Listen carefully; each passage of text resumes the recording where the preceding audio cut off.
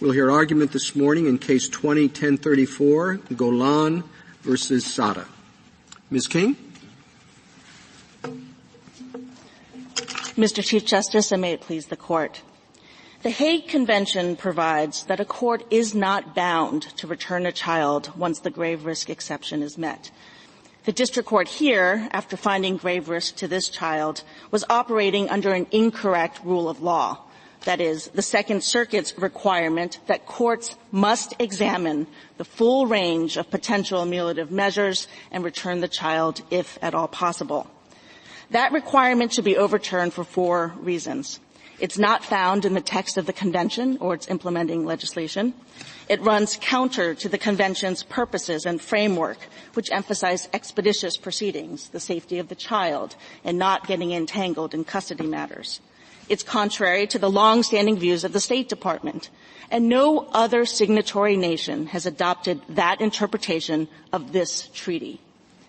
If this Court agrees with us, what remains is how best to resolve this case. In our view, a reversal is warranted. It was 3 years ago today that the District Court made its grave risk finding. Safe and swift resolution then would have allowed the child to remain in the U.S. in the interim while the custody proceedings deal with the complex family issues in this case, including the implications of Mr. Saada's sustained and horrific abuse. But the district court was forced by the Second Circuit to take a lengthy detour, which entangled itself in custody matters, forced the parties to obtain an Italian court order without investigating the effectiveness of that order. That process and the results are inconsistent with the Convention. At once, far too long, far too entangled, and at the same time, not robust and not protective enough. The child here is almost 6 years old. He has spent the vast majority of his life in legal limbo. Reversal provides the safe and swift closure he deserves. I welcome the Court's questions. Your position is that the district court should not have been required to consider ameliorative efforts, right? That's correct, Your Honor. But would it be necessarily an abuse of discretion if he chose to do so? It depends on the manner in which that consideration might take place. Our position is that the discretion to consider ameliorative measures is provided by the Convention, but is also limited by the Convention. So if a consideration of ameliorative measures takes too long or entangles the court in custody matters or is somehow inconsistent with the Convention on other grounds, that would be an abuse of discretion. Okay, but if it was something pretty cut and dried and very simple. I mean, the grave risk is that, his house is next to a nuclear waste dump. And he says, well, I'm moving in 2 weeks, here's the agreement. That is an ameliorative condition that the judge can take into account. Well, it depends on the stage of the case. At the grave risk determination phase, the judge can certainly take into account whatever evidence the parties submit to the court. After determining that a grave risk exists, and you move to a remedy stage and consider ameliorative measures, in the case where the grave risk is straightforward and simple, easy to identify and easy to resolve, then certainly it makes sense that the court does have discretion to consider the easy solutions and to consider return subject to those solutions. But that is in the discretion of the court. The way you just framed the inquiry, Ms. King, is like, well, first we decide whether there's a grave risk, and then we see whether there's anything that we can do about it. But is that necessarily the right way to frame the issue? I mean, how do you decide really whether there's a grave risk without thinking about ameliorative measures at that stage? I mean, is this really a two-step inquiry, or should we think about ameliorative measures in order to determine whether there's a grave risk? Well, Justice Kagan, I acknowledge that there is some overlap in the inquiry here because both address risk. But the grave risk analysis is separate from an ameliorative measures analysis because the grave risk analysis, which is provided for by the Convention itself, is simply identifying whether or not the circumstances that exist now to which the child would be returned present a grave risk of exposure to psychological or physical harm. Once that is determined, then the district court should have the discretion to decide whether or not it is possible to consider or even preferable to consider ameliorative measures to then address the risk.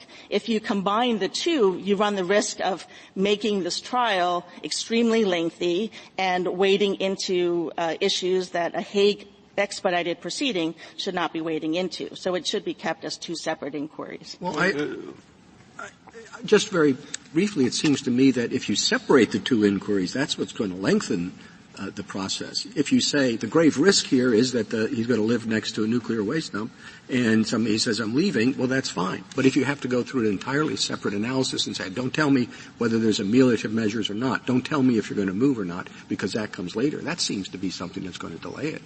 Well, if there's no grave risk at all, then you wouldn't even reach that second stage. And in the vast majority of cases, the parties are not going to be able to satisfy the very high evidentiary burden that ICARA places on parties to satisfy the grave risk exception. It has to prove by clear and convincing evidence. So there's no need to even get into this hypothetical world of what ameliorative measures are necessary. I mean, I acknowledge that there may be some cases where it's so obvious and so discrete and simple that the court may, in the course of having the trial, think about ameliorative measures. And certainly the parties can always propose measures and make evidentiary submissions. But I don't think as a matter of principle and process it makes sense to combine the two, because that would entangle the court in a very lengthy process in every case, which is exactly what we don't want. But is there this is a problem that I had, exactly what's been articulated. And then I began to think, and tell me if I'm right, because I am a lay person here, you are the expert.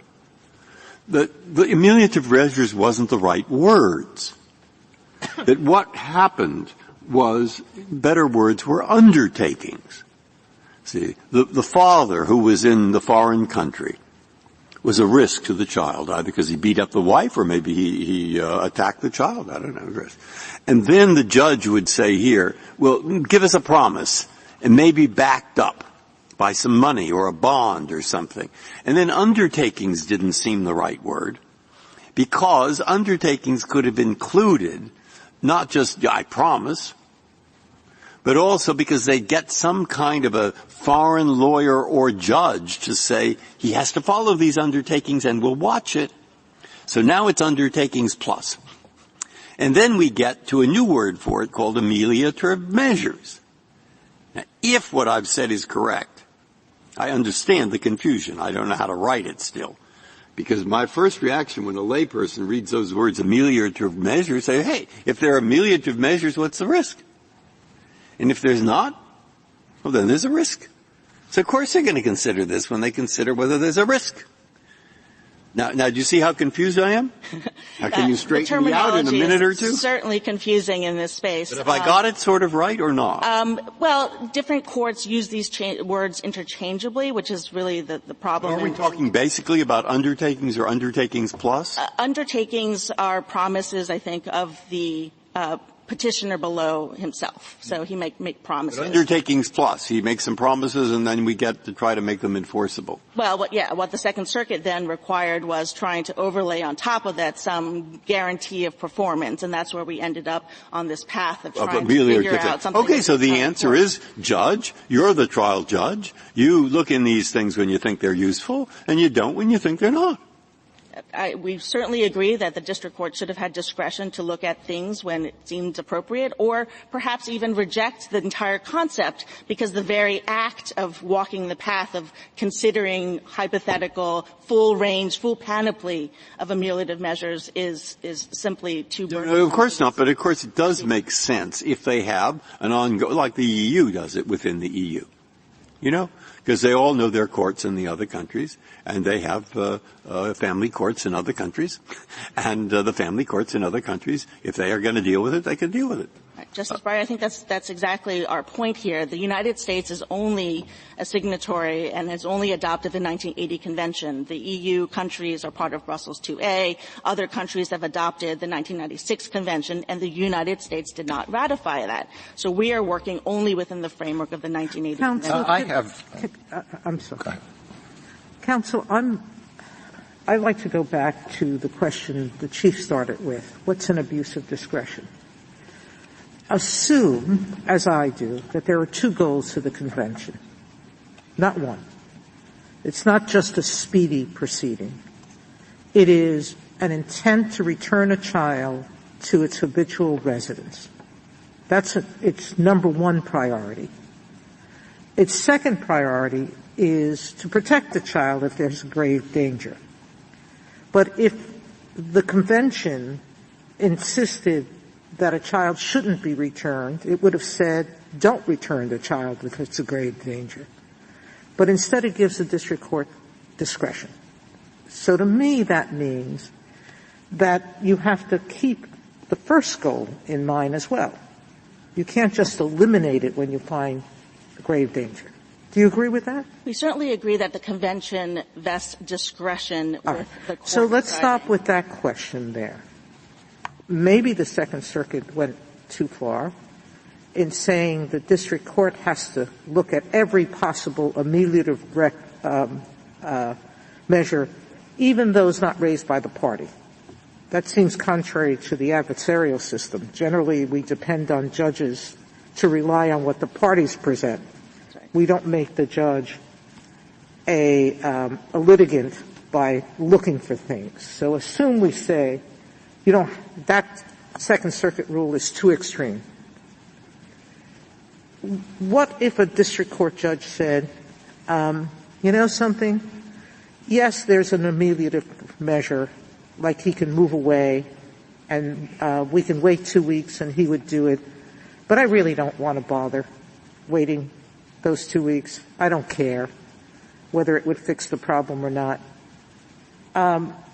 You seem to be using the word discretion to say if the measures are proposed, the judge never has to explain what they think, or no matter what they think, we have to uphold it.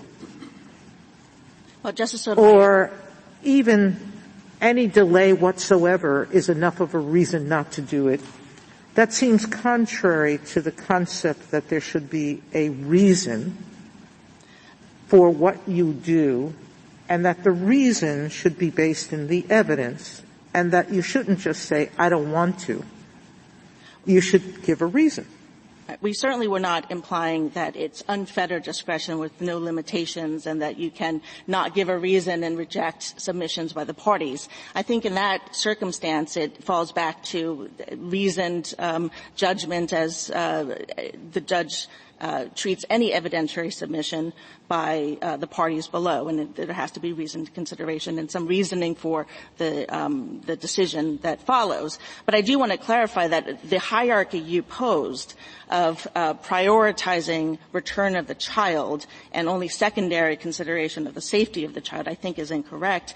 The convention has multiple goals and multiple purposes. Safety is, I think, the preeminent one. The interests of the children are cited as the paramount interest in the preamble to the convention. Expeditious proceedings, which we all acknowledge is definitely a goal. And return of the child is a goal, but there are exceptions. And the very existence of the exception, the grave risk exception here, shows that that goal is not without limitations. It's not at all costs, as this Court has recognized before. And there are certain values and principles that are more important than prompt return. Thank you. I have a sort of a threshold problem in understanding this statute and the way the parties and the Solicitor General have interpreted it.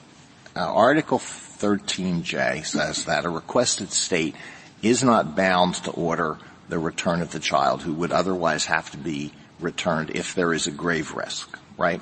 Correct. So are there circumstances in which you think a district court could order the return of a child who would be at grave risk? I think that would become an abuse of discretion unless there were some extraordinarily unusual circumstances. But I mean, just to say it's an abuse of discretion doesn't really answer the question for me. Under what circumstances would it not be an abuse of discretion to do that? Under what circumstances would it be permissible for an individual district judge to say, it's been proven by clear and convincing evidence that there would be a grave risk. Nevertheless, send the child back. If there were some balancing of grave risk and there was a demonstration that there's more grave risk in the present country versus the return country, I think it would be an extraordinary circumstance, and our position would be it would be an abuse of discretion in the regular. All right. Well, that sounds like basically a categorical rule that you can't do it, which is not what Article 13J says. Given the different interests of the convention, which places the child's safety as the paramount interest, returning a child after finding that there is a clear and convincing evidence of grave risk is fundamentally antithetical to the convention and therefore an abuse of discretion. Okay. I think that's a strong argument. I think it would have to be based on something other than the convention itself. It would have to be based on the way the United States chooses to interpret the convention. That could be done by statute, but since statute doesn't address this, could it not be done by the courts in the case law, interpreting it? Well, ICARA implements the treaty and adopts the provisions of the treaty, and I think that includes putting safety of the child as the primary goal in interpreting the treaty and handling these hate cases. Well, do you see my problem? I'm stuck on the idea that every one of the district judges in the United States has a discretion to decide whether I'm going to return this child to the country of habitual residence, despite the fact that it's been shown that there would be a grave risk there. I definitely think that would be an abuse of discretion, and so there have to be standards about when that would be done. I don't know when would that be appropriate. You don't think there are any circumstances? We don't think there are. Okay. So then it's pretty much a categorical rule. And if it's going to be a categorical rule, then doesn't that lead you to something like what the Second Circuit has done? Maybe they've gone too far, but to develop standards that have to be met, such as providing ameliorative conditions in that country so that the child would not be at grave risk. Ultimately, we have competing goals in the operation of the convention, and the Second Circuit, in trying to satisfy this ameliorative measures exercise, which by itself is not, by the way, is not in the convention or ICARA. So this is already off on a tangent. But that process, it cannot apply for all cases, because then you end up with a delay situation. You may not be able to satisfy. Their standards might not be the right standards, but do you dispute the fact that do you dispute the proposition that it's entirely appropriate for them or for us to develop standards? If the standards, or are we just supposed to say, no. Abuse of discretion, every district judge just does whatever the judge wants? It is entirely appropriate to develop standards that are consistent with the convention and that come from the convention's own requirements and limitations. And Congress has also done that in ICARA by setting a higher evidentiary standard. And standards designed to make sure that the child is not sent back if there is a grave risk. If there's a grave risk, with or without, even with any ameliorative conditions that could be put in appropriately without unduly delaying the proceeding or getting into custody determinations in the country of habitual residence, then the child cannot be sent back. We certainly agree with the standard that prevents sending children back to situations where they are at grave risk of harm. Justice Breyer, anything further? Justice Kagan? Gorsuch? Can you just briefly summarize why you think a remand would be problematic as compared to a reversal? So this case has been progressing for 3.5 years at this point. A remand would require more process because there needs to be a reevaluation of the current circumstances. A lot has happened in the last 2 years since the last return order. And that process alone, in the same way that we object to the categorical sort of Second Circuit mandatory rule in the first place, that process alone is damaging to the child and inconsistent with the convention. It's certainly a possible outcome here, a possible remedy, but we think on balance there is a safe and swift remedy available to this court and for this child, and it would serve the child's interest and be consistent with the convention to take that remedy now and end this rather than send it back for a third bite at the apple. Thank you. You're thinking, maybe I will ask a question. I think might be a problem. Judges in different countries, there's a child in front of them. The child is facing harm if they send him away. And the judge is going to think, whatever he says, or she, hey, I've got this child here in my country, and I know that child is safe, and I'll be damned if I'm going to send him to some other place that I don't even know about. Okay? So there'll be a tendency to keep the child here. And I think what the Second Circuit wants to say is remember the overall purpose of that treaty. It's trying to stop kidnappings. And remember that. And try and overcome your natural instinct. But pay attention to it. But. Okay. We, of all the courts, know least about it. Family courts know about it. We don't. You know about it. Federal courts don't.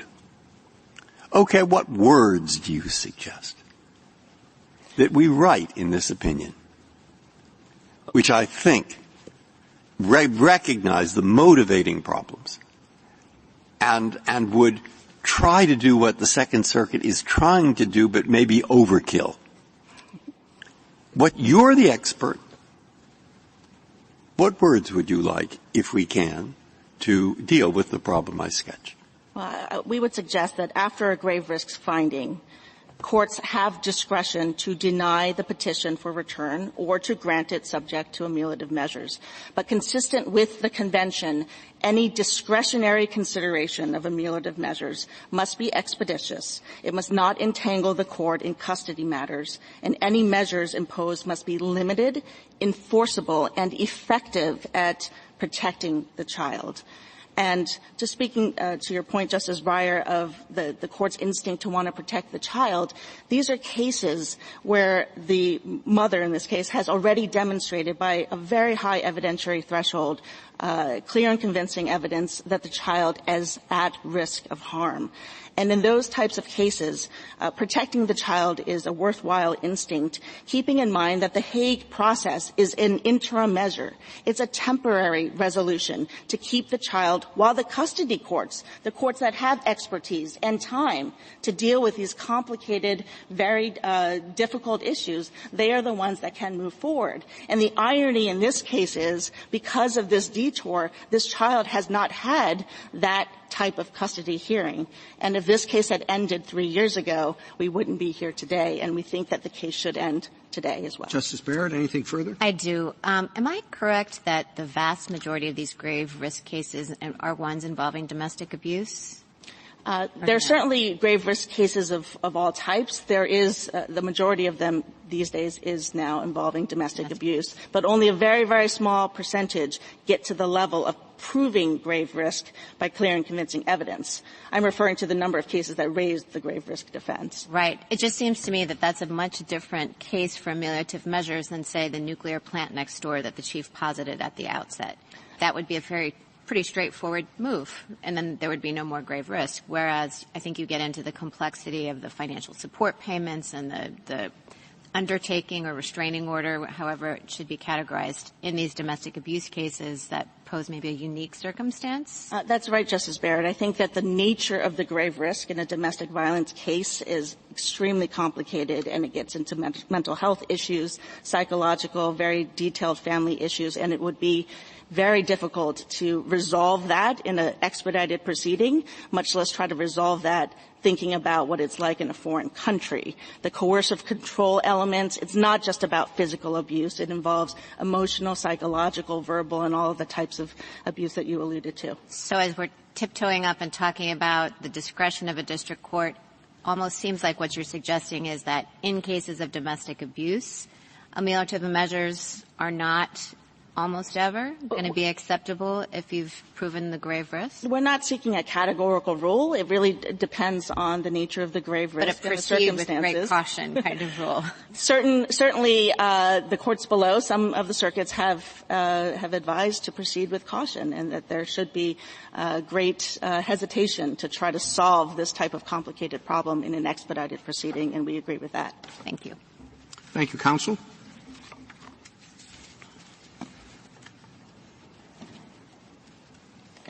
Mr. Gu?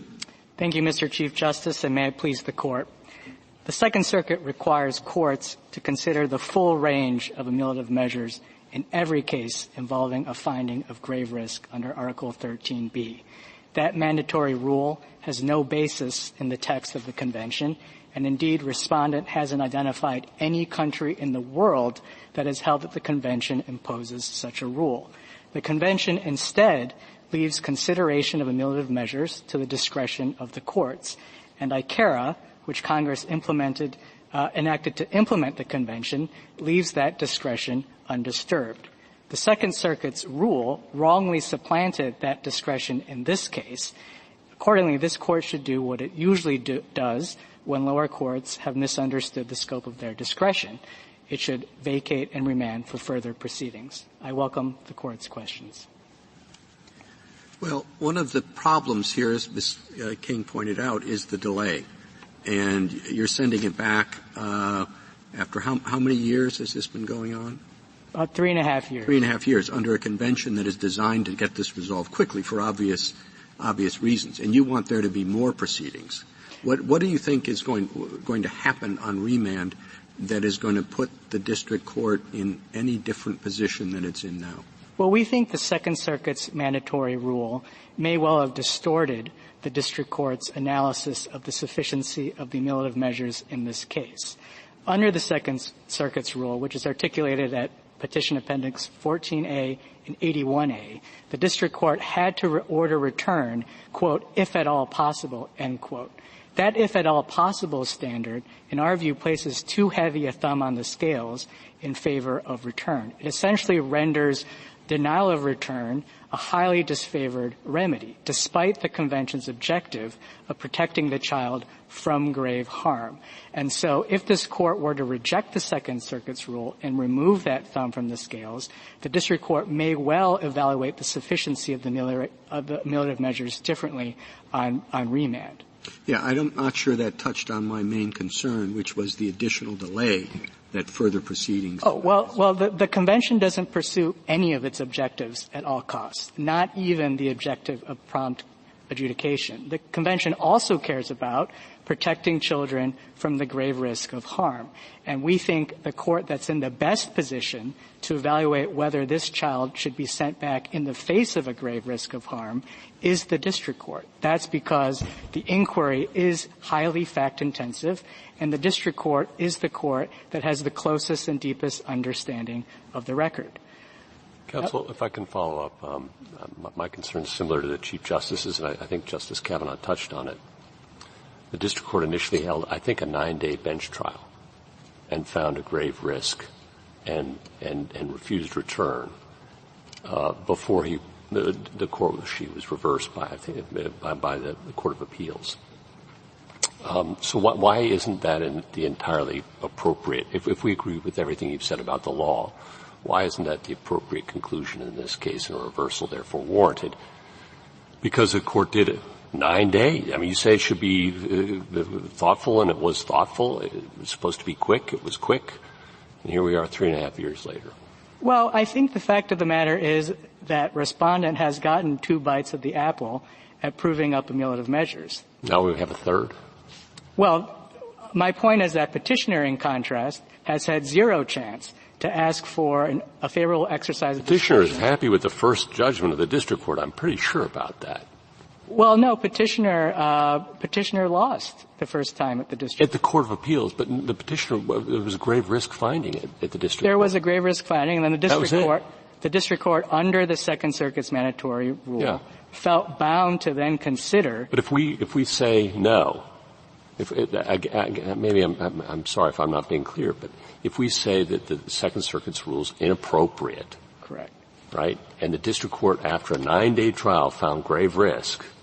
Why doesn't that lead to a reversal and at least allow the parties in this case to move on with their lives?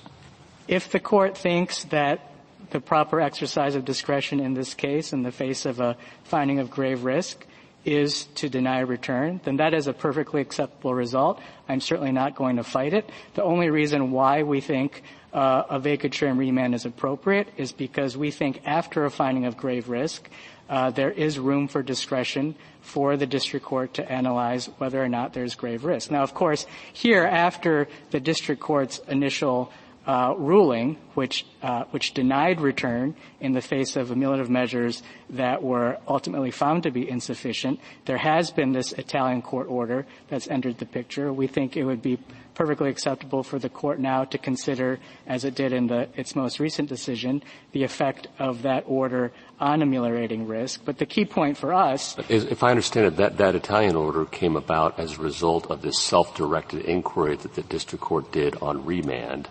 On its own motion.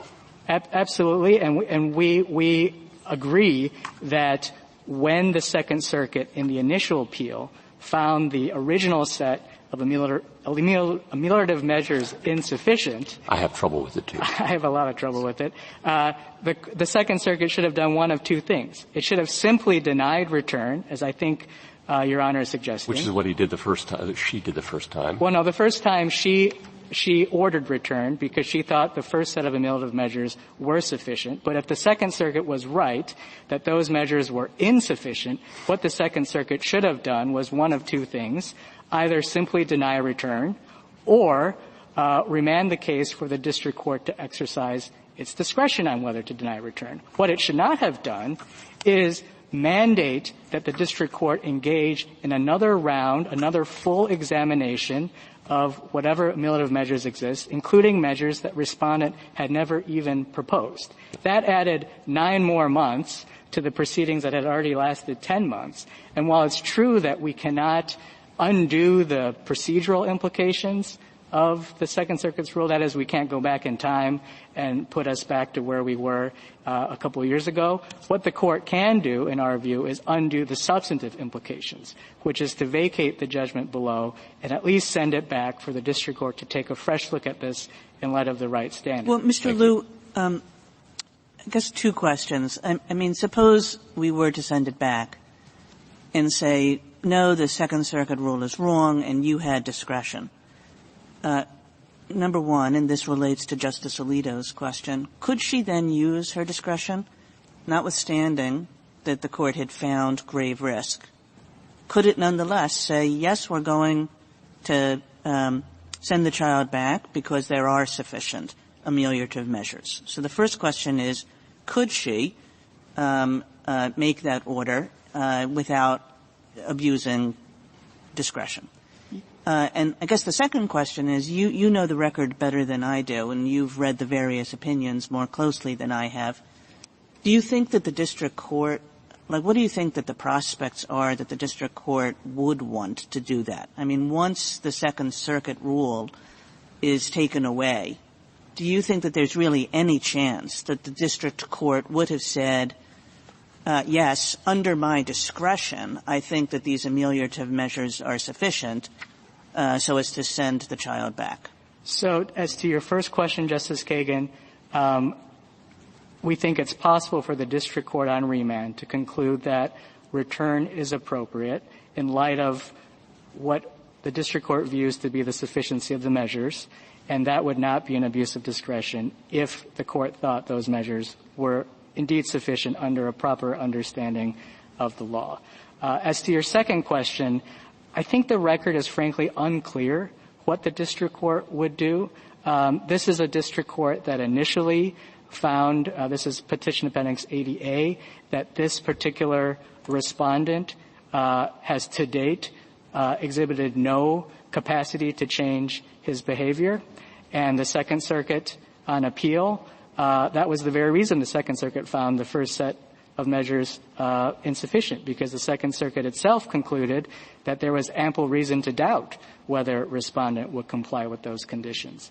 I think once this court if this court were to remove the thumb on the scales, it's possible the district court would feel, frankly, less pressure to conclude that return was appropriate in light of these measures, and may well think that although there are some indications going both ways on whether respondent would or would not comply, it's simply not worth the gamble to send the child back. I think it's that sort of discretionary judgment that the convention and ICARA leave to the district court in a case like this, and because the district court is most familiar with the facts in the record, a remand would be appropriate. Can I ask you the questions that I asked Ms. King to start out with? Does the United States think that there are any circumstances in which it would be lawful for a district judge to send a child back to the country of habitual residence despite a finding that the child would be at grave risk? We do. The circumstance is limited, I think, to cases where the risk of the child staying in the country where the Hague Convention proceedings are taking place is equally as grave or even graver.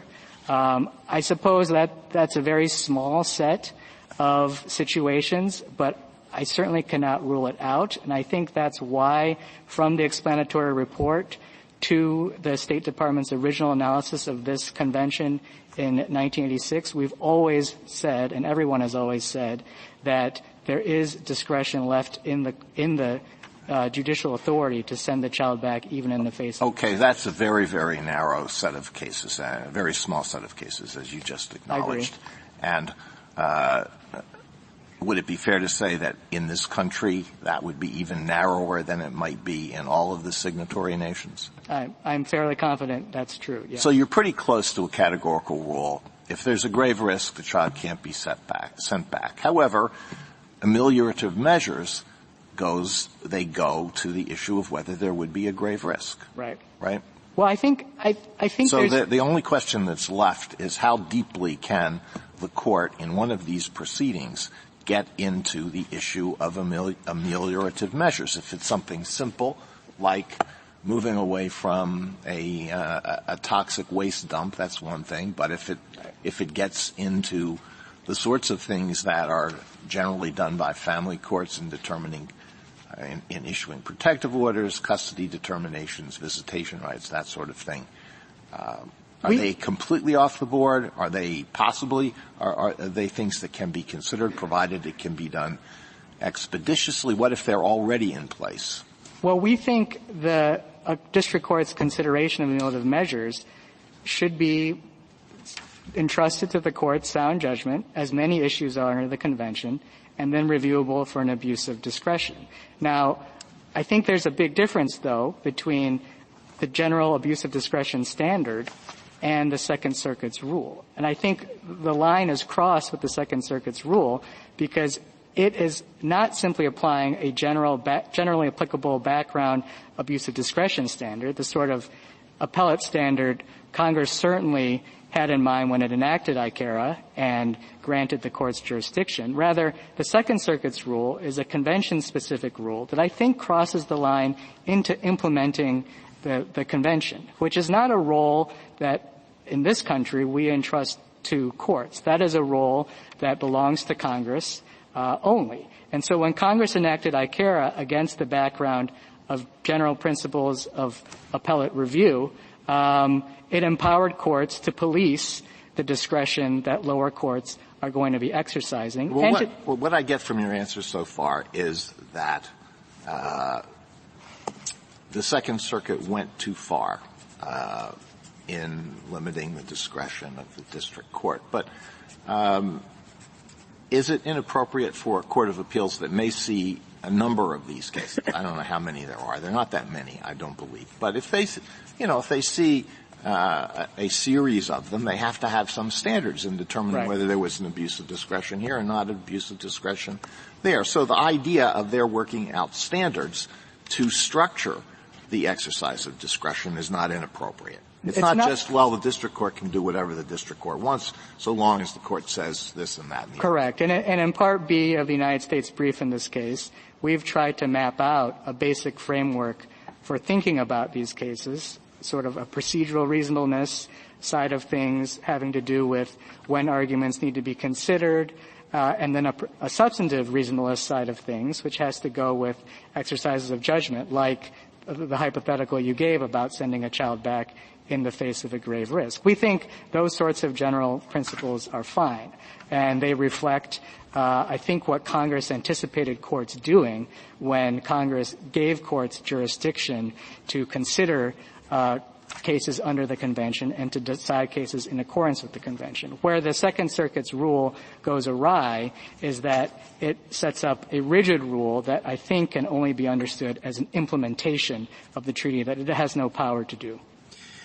Just one question, Mr. Liu. It seems to me that we're in a very unfortunate position because we have a very unrepresentative record, and we're trying to develop a rule that applies in more representative cases. This thing, this convention and the statute says we're supposed to act, district courts are supposed to act expeditiously.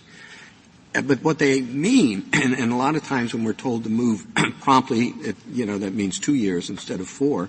But here it says the judge is supposed to reach a decision within 6 weeks.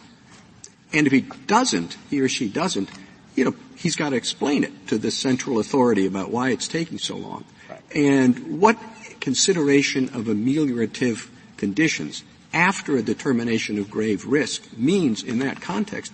It has to be. I mean, everybody in these cases wants desperately to make sure they get the right answer. But that means you've got to kind of move fast and loose to get it done in time. And that sounds bad with respect to the child's grave risk possibility. But on the other hand, as Justice Breyer pointed out, the other side, it's kidnapping. So how are we supposed to take all of those things, how are the district courts supposed to take all of those things into account within 6 weeks? It's not like a case like this where you contact the Italian authorities, they say we're going to do this, you go through all that. That's not how it's supposed to happen. Now, Justice Alito is asking about whether there should be a categorical rule, and that certainly would speed things up, and maybe that makes a lot of sense. Well, we think our abuse of discretion standard will speed things up, just like the rule this court announced in Manaski, because it will at least speed up the appeal by allowing courts of appeals to really not need to take as deep of a look as they otherwise would under de novo review.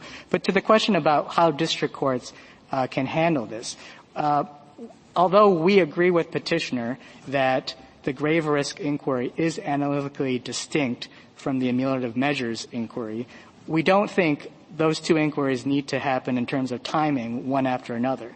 A district court can sequence them so that they're happening at the same time, just as you would hear a trial about the elements of an offense along with defenses at the same time. All of those things can happen together. And district courts, in the cases we've seen, have proved quite capable of holding very prompt hearings where live witnesses are called in.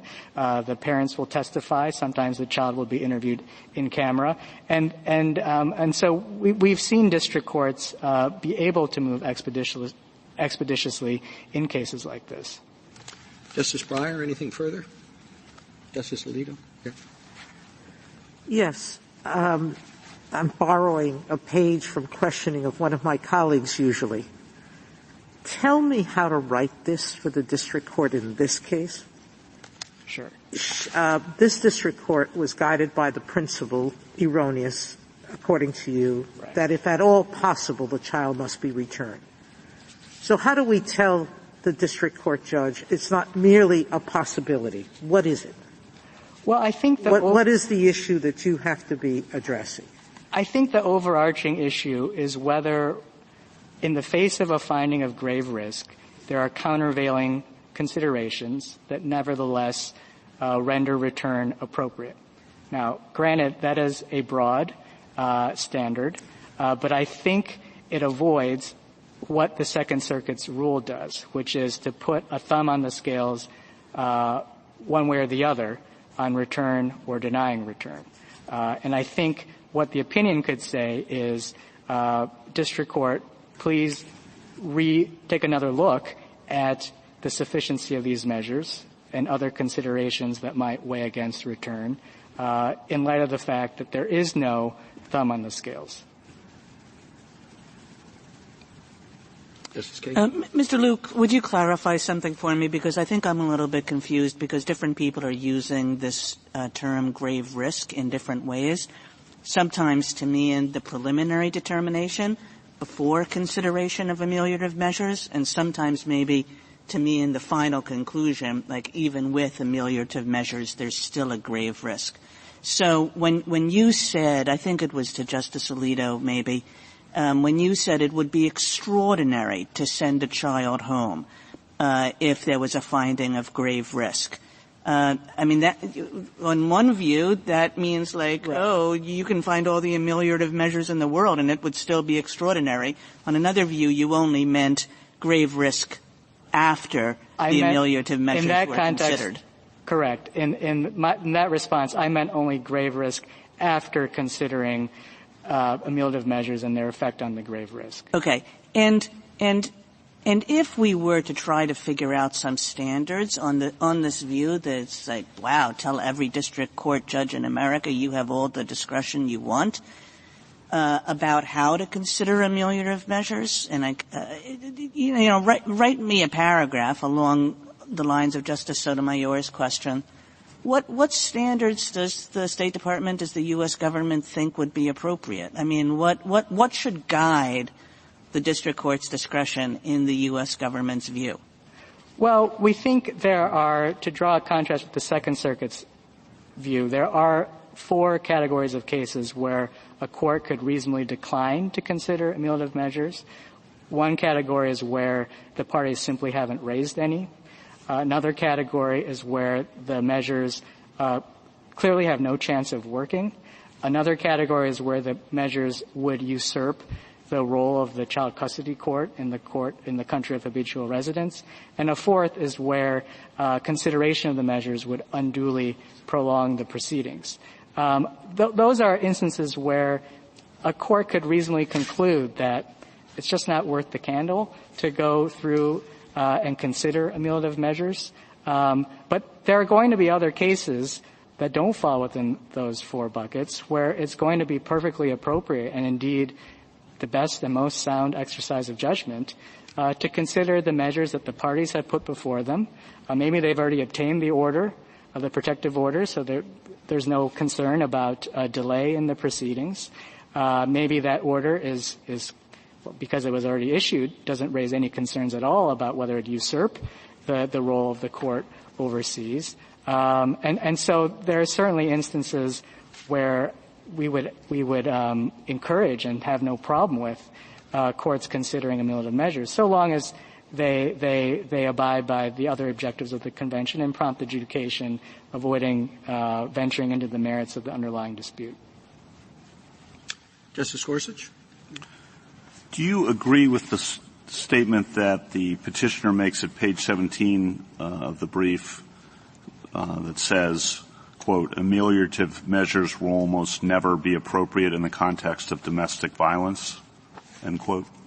We think that's probably too strong. I think we would avoid any sort of categorical statement about domestic violence cases and whether the measures would be sufficient. The fact of the matter is even domestic violence cases vary in terms of their facts and circumstances, and I think it would be kind of making the same error to then put a thumb on the scale the other direction in domestic violence cases. So I would just be cautious about any sort of categorical statement about domestic violence cases. Won't those cases, though, tend to have the kinds of conditions that you were talking about as saying, I think that ameliorative measures will be unlikely to work. It'll take a while. It's difficult to ensure it's going to work. Usurping the role of the custody. It seems like those are going to be present in most, and they said almost never, not never. I think those circumstances may well be present in a fair number of domestic violence cases, and I think it's true that domestic violence cases raise those concerns more than other types of cases. I would just be wary about setting up any sort of general presumption. Well, what about, just to add to that, this is supposed to be a temporary determination as well. This is not the final determination. This is just kind of a holding pattern until we get the custody determination, to pick up on the Chief Justice's points. And when you combine that with what I think you've acknowledged about the domestic violence cases, it seems difficult to think that ameliorative measures will be able to be assessed, determined in that kind of quick period. And why would you want to when it's just a temporary hold? I think those are all fair points. I think a district judge who adopted that sort of reasoning would be on pretty solid ground. The reason why I'm holding back is because these cases are so different factually that I don't want to say anything that would suggest there's a rigid rule going the other way in these sorts of cases. I appreciate it. Thank you. Justice Barrett? So I think my sticking point is the same one that others have asked you. It's difficult to figure out how to write this paragraph. And your answer to Justice Kagan, I mean, I understand why the United States doesn't want to box itself into a particular thing, but it frankly wouldn't give district courts that much guidance. And you were talking about not putting a thumb on the scale because at risk of falling into the error that the Second Circuit may have fallen into. But it did more than have a thumb on the scale. I mean, it had a categorical rule. And I don't see anything in the United States' position that would prevent, Justice Alito talked about each court of appeals developing standards to guide the exercise of discretion. I don't see anything in what the United States has proposed that would prevent a thumb on the scale one way or another. You know, in my discretion, I am generally going to use extreme caution, as I suggested to Ms. King, before imposing ameliorative measures in a domestic violence case. It seems to me like those are the kinds of things that shape discretion. And as Justice Kavanaugh said, it seems like in these complex domestic violence type cases, all of the risks that you're talking about would be present. So would it really be so bad if we send it back, offer something in the way of guidance, even if it is simply to say, yes, district courts have discretion that should be exercised consistent with ICRA and the Hague Convention. However, given these concerns and how they are often present in domestic violence cases, use caution before going forward with them in that context? I think so long as there is a substantial caveat that there may be other cases, even in the domestic violence context, where ameliorative measures are appropriate, that would be fine. You know, the United States is in a position where we have children, of course, abducted from foreign countries who are here, but we are also in a situation where we have children from the United States abducted to other countries.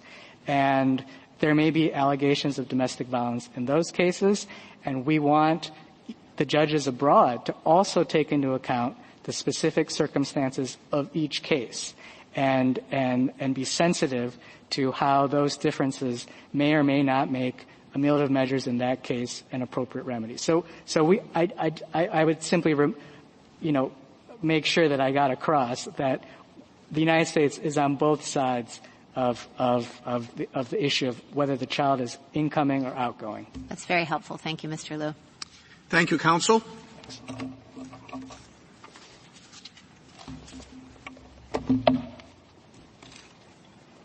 Mr. Min. Mr. Chief Justice, and may it please the Court, the Convention's text, context, and purpose require that reasonable ameliorative measures be considered when adjudicating these complex family abduction cases. To refuse to consider measures that might allow for the safe return of children back to their home country would be an abuse of discretion and would violate the purpose of the Convention, which is built on a system of mutual trust between signatory nations. This approach, supported by the Hague Conference, ensures consistent results here in the United States and expectations for U.S. children abducted abroad by providing courts clear guidance on how to evaluate this exception. The lower court here took into consideration the unique facts of this case and of this family. Specifically, the limited and provisional order in this case addressed the grave risk of harm to this child, which was caused by potential exposure to domestic violence between the parties. The return order helps to deter future abductions, which Congress has found to be harmful to children, while also protecting the interests of this child. ensuring that the custody dispute takes place in Italy, his home country. The core premise of the Convention is that the interests of children in matters relating to their custody are best served when custody decisions are made in the country of habitual residence. Ultimately, the treaty is not about who should have custody, but rather where those decisions should be made. The Italian courts have already issued orders protecting this child, and they have scheduled a hearing in June to address issues of custody. As this court found in Abbott, there is no reason to doubt the ability of other contracting states to carry out their duty to make decisions in the best interest of children. Further, as this court found in Manaski, domestic violence should be an issue fully explored in the custody adjudication upon the child's return. The court should therefore affirm the order directing the immediate return of BAS back to Italy. I'm happy to entertain any questions.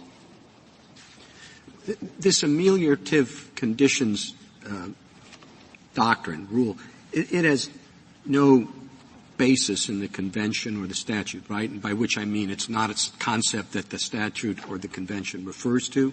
Grave risk is all that we're talking about, right? Yes, but we believe it's inherent and implicit in the text of the convention, meaning that grave risk, the Article 13b grave risk inquiry necessitates an analysis of the future risk of harm to the child, including any potential mitigating factors. This is an approach that the United States themselves supported in the Blondin second appeal. On page 21 of their amicus brief, they said, and they supported the Blondin II language, saying it supported that past abuse should not constitute a finding of grave risk of harm without the additional finding that there is a likelihood of and no adequate option to prevent future abuse upon return, which means that to find the grave risk of harm, you must find there's no way to protect the child upon return. Well, but by creating ameliorative conditions as sort of a separate concept, it's almost like you're adding a subsection to 13. It does have the potential and maybe I don't want to say inevitable, but the likelihood of extending the proceedings. It's one thing if you just factor it into determining whether there's a grave risk. It's another thing if you say, okay, you've got grave risk, now what kind of conditions can we impose? Because once you do that, you're talking about ameliorative conditions that are added as the process goes on. You know, you think it's risky that there's this, okay, here's what we're going to do. Or this is what we're going to do, as opposed to things that are, could be factored into the grave risk concerns as part of the same process. It's a bad thing that, the child is in this situation, or this is going to affect him, or where the education is going to be, or whatever. And in the process of debating that, simply say, well, this is what we're going to do, this can happen, but not sort of extend it as a whole separate inquiry. Well, we agree that it should be a one-step process, and the analysis should be done in the same stage. However, we also believe that, pursuant to the language of Article 13 and 18 of the Convention, that the Court has discretion to return a child even with a grave risk finding in place. That discretion, as Justice Alito mentioned earlier, would reasonably only occur if there were sufficient ameliorative measures in place to return a child. We agree that absent measures to protect a child, it would be highly unusual to direct a return of the child after a grave risk finding.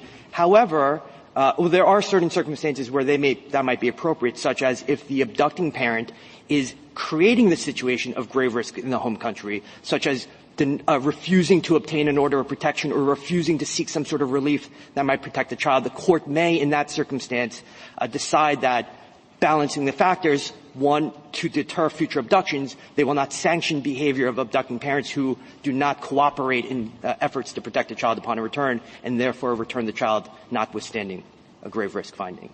But the United States position, again, in the Blondin II amicus brief, the Blondin amicus brief, talked about the fact that the system is built on mutual trust and cooperation.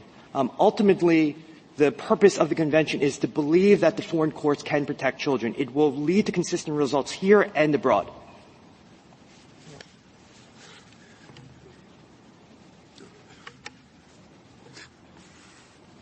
I'm afraid of writing anything. You see the problem? It seems to me that why isn't the right group to write something? There are bureaus and there are people who have this as their profession. We're not a family court. And any word we write is capable of being used in a context, in a case where it does not belong. Okay?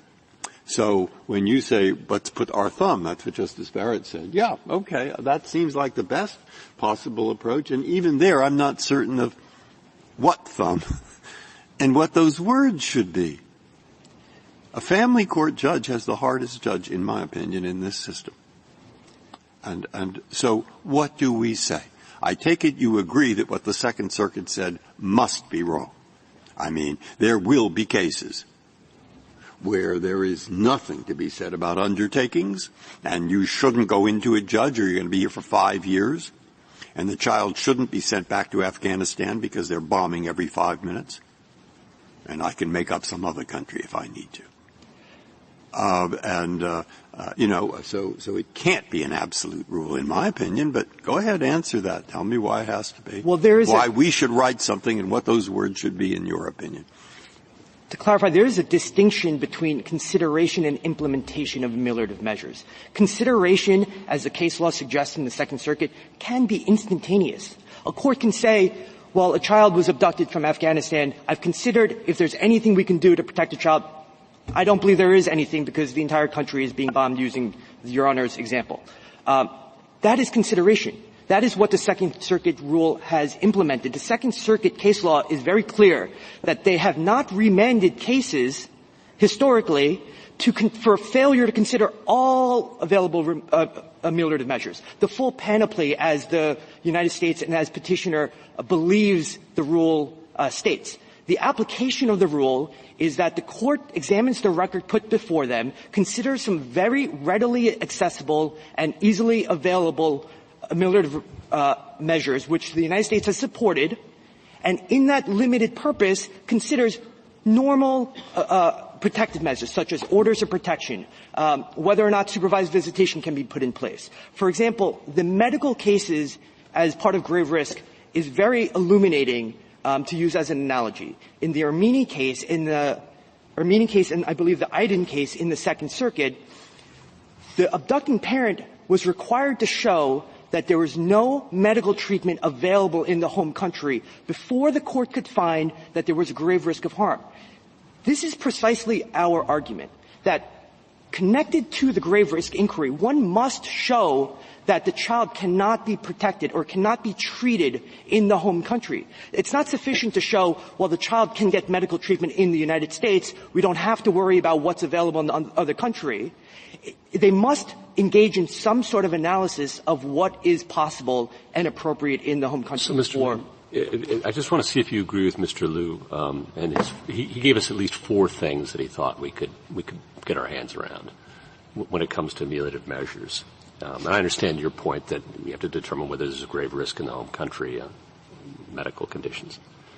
But he said that you don't have to consider measures that are not raised by the parties. 1, 2, you don't have to pursue things that are obviously not workable.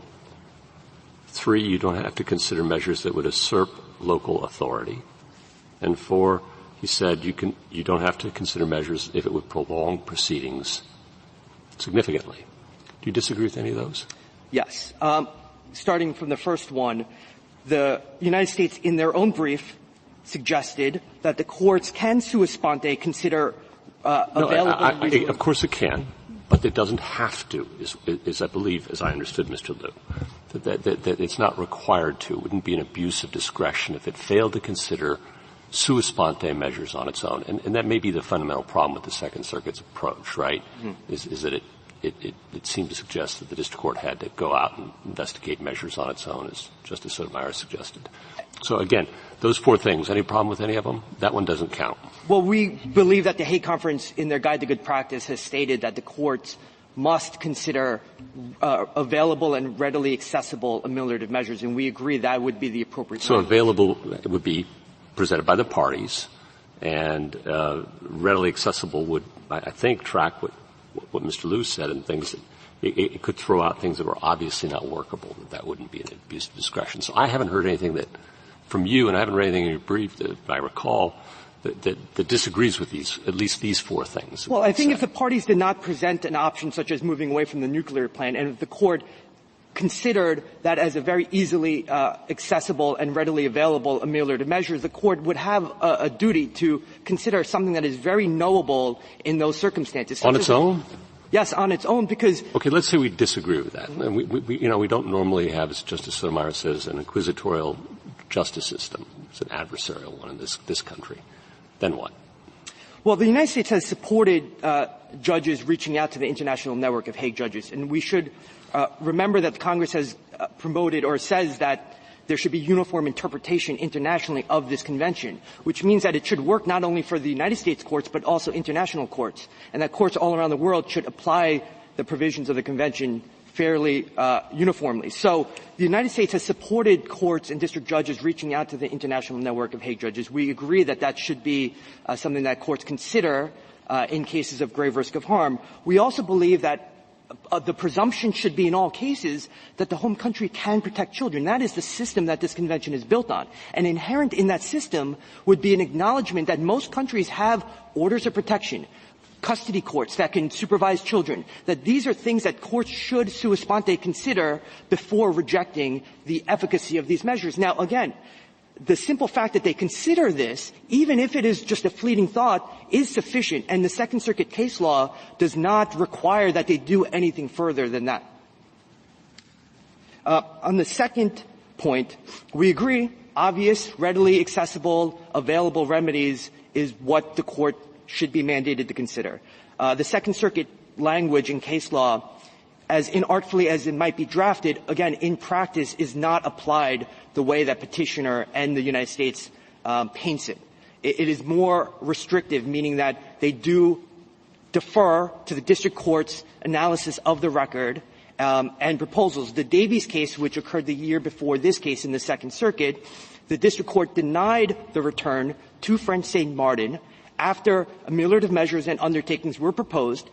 On remand, the Second Circuit did not on appeal, the Second Circuit did not remand for failure to consider the full panoply of ameliorative measures, for failure to consider all theoretical ameliorative measures. They simply affirmed, stating that the district court considered the record put forth before them, considered available ameliorative measures, and agreed that the child should not be returned. Counsel, I'm sorry, I'm about 90 seconds behind you. But you said the consideration can be fleeting. It doesn't have to be terribly involved. How would you describe the consideration in this case? Certainly far beyond fleeting, right? Quite elaborate, ongoing, getting the international courts involved. Yes. So would you at least acknowledge that the depth of consideration went far beyond what would be true in the normal case?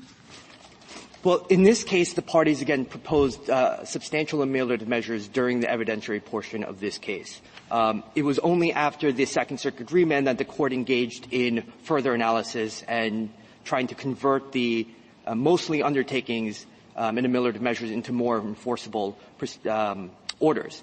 Of course, to some extent, the analysis or the evaluation of ameliorative measures is a process that would take time, of course, but the United States themselves, in the Blondin amicus brief, criticized the grave risk process which required expert testimony, and said that it would result to delays and prolonging cases. And in my experience, it is grave risk analysis itself that often leads to long delays in the adjudication of these cases. There's very rarely do grave risk cases get resolved within 6 weeks. They require expert testimony. They require the analysis of the foreign country's mechanism and legal system. In this case, Petitioner put their case on first because they were trying to substantiate the exception. And in their case, they called an Italian legal expert who criticized Italy and also criticized the U.S. system for protecting domestic violence. And they also called two experts on grave risk of harm.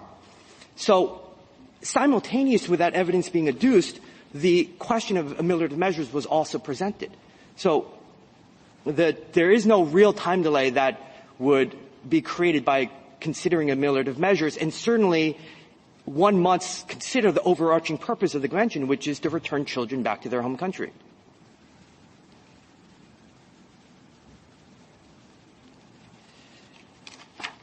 Ultimately, the question that I've heard from several justices is about the rule that should be provided to courts in these types of cases. And we believe that, very simply, the court must consider all evidence of ameliorative measures that are presented to them by either party during the course of proceedings, that it is petitioner or the abducting parent's burden to overcome the presumption that the courts and the system in the home country are capable of protecting children, and that presumption may be overcome by evidence stating that they have either attempted to secure protection and were denied that protection, which can lead a district court to conclude that that country cannot protect that child, or by producing some sort of evidence through experts or other means about the deficiencies in that legal system.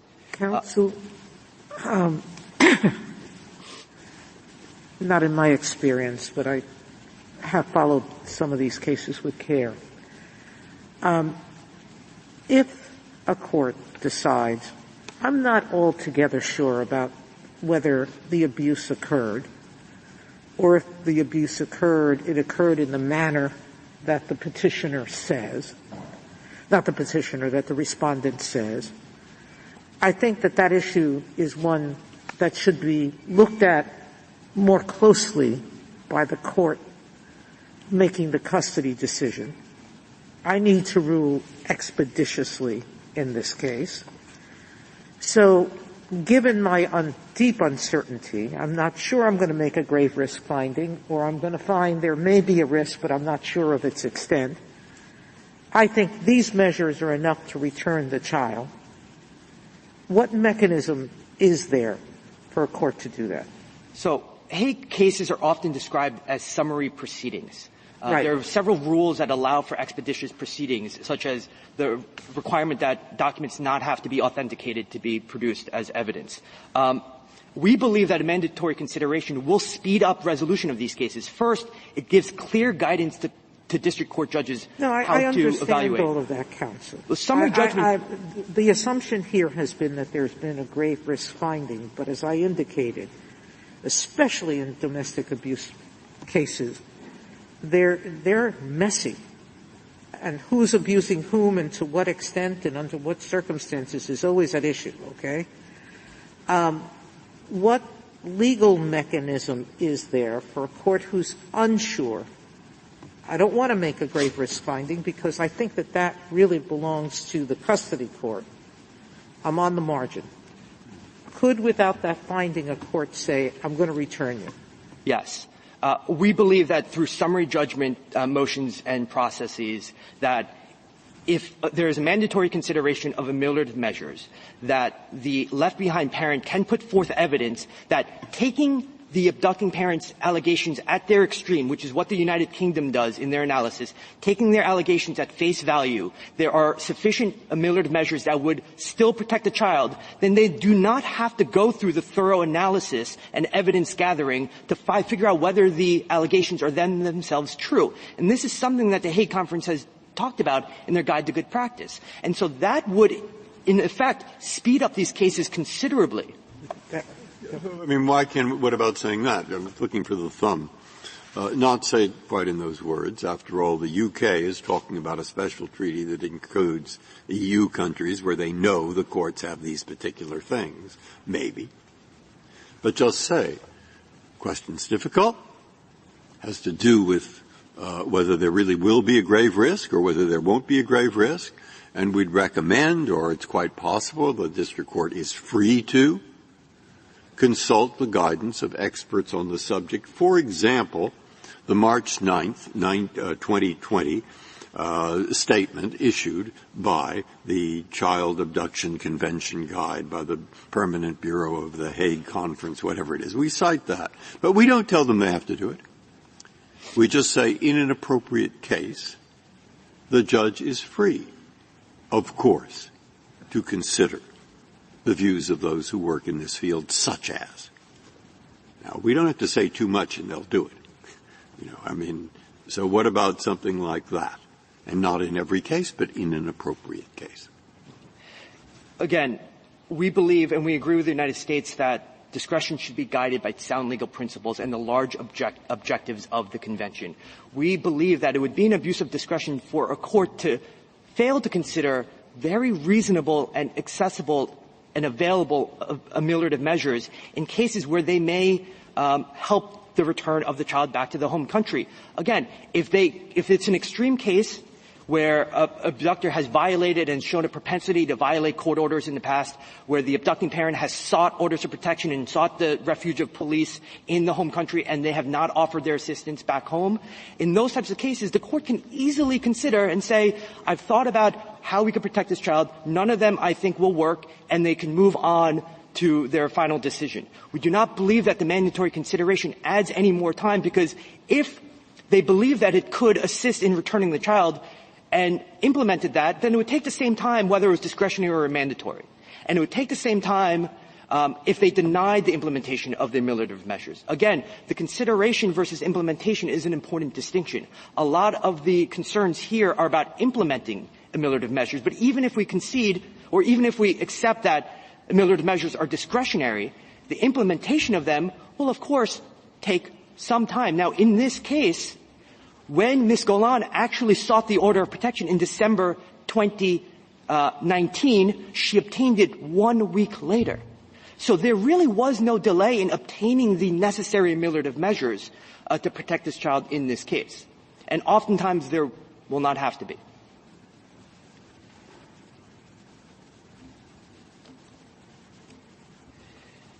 If this Court does not have any further questions, we certainly would urge this Court to affirm the return of BAS. As I stated in my opening statement, the Italian courts are ready to adjudicate the best interests of this child. They have a hearing scheduled in June. They have appointed an attorney for the child to represent the child's interest. They have issued orders that substantially protect the interests of this child and reduce any risk to this child below the threshold grave risk of harm. Anything further? Thank you, counsel. Thank you. Rebuttal, Ms. King. Yes, thank you. To start with the Italian proceeding, all that's happened in Italy is more placeholder dates, the same that's happened in the last 3 years since that case was filed. The only substantive action taken in the Italian proceeding was the one that was put in place at the request of this U.S. District Court, going through the parties and forcing the parties to apply for a particular order. I want to go back to the notion of an exception. This is the fifth Hague case that this Court has heard in 12 years. And in each of its prior opinions, it identified the grave risk exception as an example of where return is not required, because it is the plain reading of the Convention. There is no obligation to return, no heavy thumb on the scale towards return once grave risk is proven. And the exception exists for a reason. And this is the first case where a mother has proven the grave risk exception by the exceedingly high evidentiary standard in this country, by clear and convincing evidence. And so if we go back the 3 years to March 22nd of 2019, when the district court made that grave risk finding, I just want to note that that finding was never even appealed. It stands to this day, all of those findings of horrific violence, of the character failings of Mr. Saada, and of the harm, psychological and physical harm to the young child in this case. But everything that followed from that is infected by the Second Circuit's mandatory requirement to exhaustively consider and try to find a way to send the child back. And Mr. Min says that ameliorative measures was part of the trial, and that's not exactly true. Although they were mentioned in the trial, there was not a detailed factual finding about ameliorative measures. It came up after or in the middle of closing arguments. At the end of closing arguments is when the district court said, oh, by the way, can you please propose some ameliorative measures? And at that time, the ameliorative measures proposed by Mr. Saada were a bunch of promises, essentially. And even the Second Circuit agrees that those promises are not reliable, are not consistent with the Convention's requirement to try and protect the children. And at the end of the day, the Second Circuit's rule then required another bite at the apple, so to speak, and forced the district court then to engage in this 9.5-month process that I think we can all recognize as being improper under the Convention's requirements. The procedural and substantive defects with that ultimate process are too ingrained for us to send this back. If the defect is it took too long, the remedy shouldn't be, well, give them more time to try again. If the defect is the district court should not have entangled itself with custody matters, the remedy should not be to accept that protective order now and allow the parties to engage with it. Because there's a safe and swift resolution, we urge a reversal. Thank you, counsel. The case is submitted.